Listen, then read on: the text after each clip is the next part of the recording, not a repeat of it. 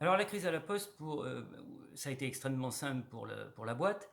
Ils ont posé une équation: moins de postiers disponibles, moins d'obligations de service public.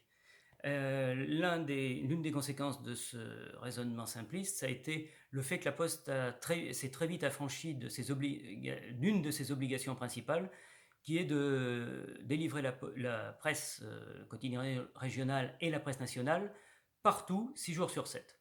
Les conséquences, évidemment, pour la presse n'ont pas tardé. Le dépôt de bilan de Prestalis récemment est là pour illustrer cette crise dans laquelle la Poste joue son rôle.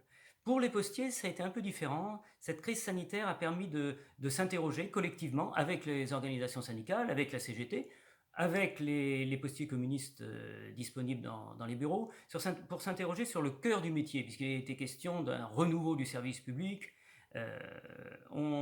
Les travailleurs ont très vite réfuté la position de la boîte, qui était de dire: nous allons instaurer un service minimum pour revitaliser ce que nous, à la CGT, mais ce que nous aussi au Parti communiste, essayons de porter depuis des années et des années, c'est-à-dire la continuité de service public. D'où les combats pour maintenir le maillage territorial de la Poste, etc. Je ne développe pas parce que ça n'a pas de lien direct avec la crise. La Poste, d'un point de vue sanitaire, a pendant longtemps fait le gros dos, a même eu des positions médicalo-réglementaires tout à fait bizarres, en disant que les masques ne servaient à rien, qu'on n'était pas contagieux si on n'avait pas de symptômes, etc. Heureusement, les CHSCT, animés d'ailleurs par quelques syndicats que ce soit, la CGT y a bien sûr joué son rôle, mais pas seulement, les CHSCT ont été un garde-fou efficace, même très efficace, dans cette crise, et surtout un point d'appui pour les travailleurs.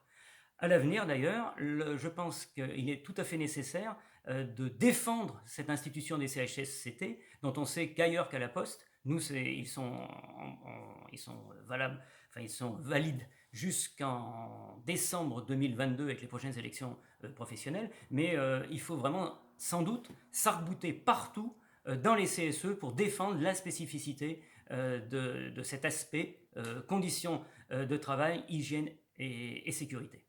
Je l'ai dit dans le désordre. Ce qui m'a choqué, moi, à titre personnel, mais ce qui m'a choqué profondément dans la période qu'on est en train de vivre, et dont j'espère qu'elle va s'arrêter bientôt, ça a été la quasi-impunité avec laquelle le gouvernement a pu procéder à plus de 15 millions de contrôles, dont nous, postiers, savons, pour vivre à Paris, vivre et travailler à Paris, qu'ils ont été ciblés en direction des populations les plus fragiles, des quartiers populaires, et notamment des quartiers populaires de l'Est parisien, où des guichetiers nous ont alertés sur le fait que les policiers, dans des files d'attente qui s'étendaient sur les trottoirs, les policiers choisissaient les personnes supposées étrangères pour contrôler leurs papiers. Voilà, grosso modo, l'un des éléments saillants de cette crise.